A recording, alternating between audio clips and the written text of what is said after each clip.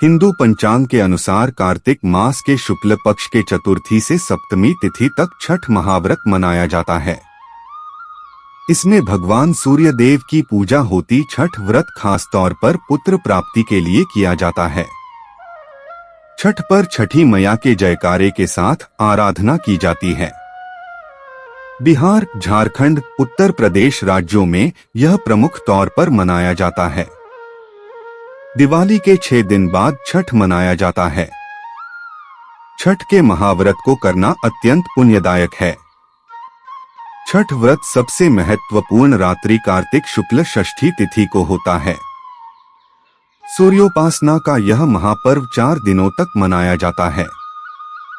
छठ पर्व के लिए कई कथाएं प्रचलित हैं, किंतु पौराणिक शास्त्रों में इसे देवी द्रौपदी से जोड़कर देखा जाता है।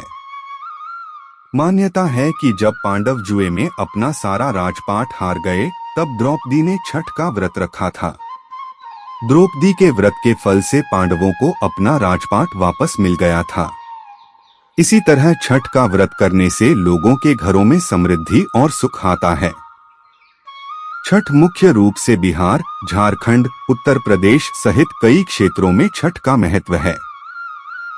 छठ पूजा या सूर्य षष्ठी या छठ व्रत में सूर्य भगवान की पूजा होती है और धरती पर लोगों के सुखी जीवन के लिए सूर्य देव के प्रति आभार व्यक्त किया जाता है। सूर्य देव को ऊर्जा और जीवन शक्ति का देवता माना जाता है। इसलिए छठ पर्व पर समृद्धि के लिए पूजा की जाती है। सूर्य की पूजा से विभिन्न बीमारियों का इलाज संभव है। सूर्य पूजा के साथ स्नान किया जाता है। इससे कुष्ठ रोग जैसी गंभीर रोग भी दूर हो जाते हैं।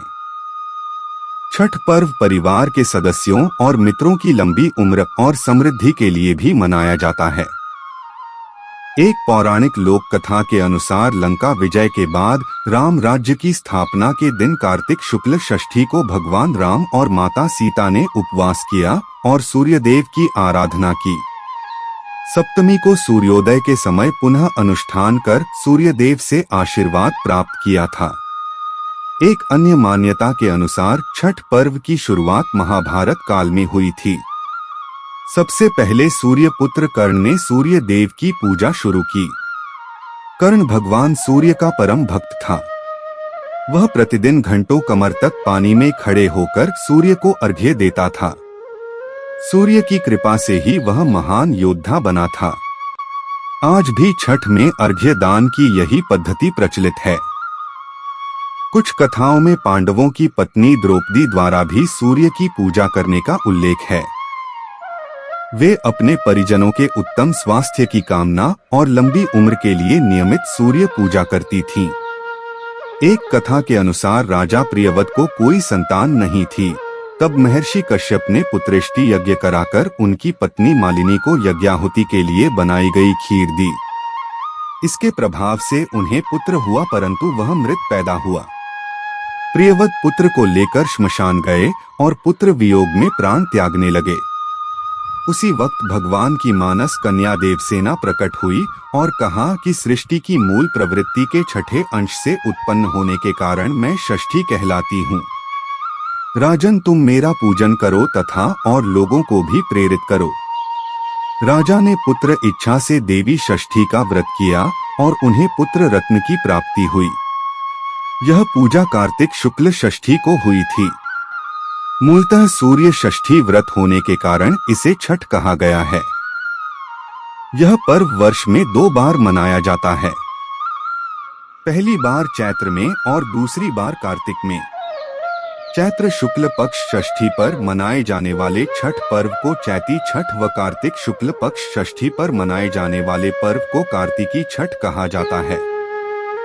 पारिवारिक सुख समृद्धि तथा मनोवांछित फल प्राप्ति के लिए यह पर्व मनाया जाता है। इस पर्व को स्त्री और पुरुष समान रूप से मनाते हैं। छठ पूजा 4 दिवसीय उत्सव है। इसकी शुरुआत कार्तिक शुक्ल चतुर्थी को तथा समाप्ति कार्तिक शुक्ल सप्तमी को होती है। इस दौरान व्रतधारी लगातार 36 घंटे का व्रत रखते हैं। इस दौरान वे पानी भी ग्रहण नहीं करते। छठ पर्व बांस निर्मित सूप, टोकरी, मिट्टी के बर्तनों, गन्ने के रस, गुड़, चावल और गेहूं से निर्मित प्रसाद और सुमधुर लोकगीतों से युक्त होकर लोक जीवन की भरपूर मिठास का प्रसार करता है। यह मुख्य रूप से पूर्वी भारत के बिहार, झारखंड, पूर्वी उत्तर प्रदेश और नेपाल के तराई क्षेत्रों में मनाया जाता है। षष्ठी को मनाया जाने वाला छठ पूजा सूर्य उपासना का अनुपम लोक पर्व है।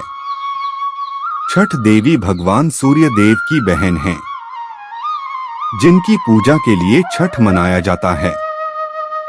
छठी मैया को प्रसन्न करने के लिए भगवान सूर्य की आराधना की जाती है।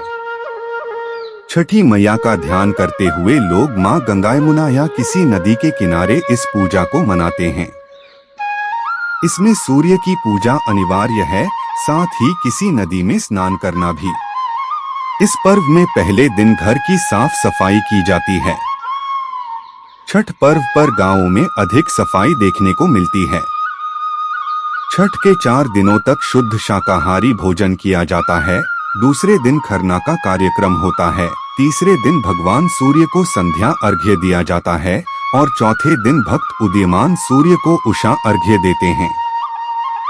छठ के दिन अगर कोई व्यक्ति व्रत को करता है तो वह अत्यंत शुभ और मंगलकारी होता है। पूरे भक्तिभाव और विधि विधान से छठ व्रत करने वाला व्यक्ति सुखी और साधन संपन्न होता है। साथ ही निसंतानों को संतान प्राप्ति होती है।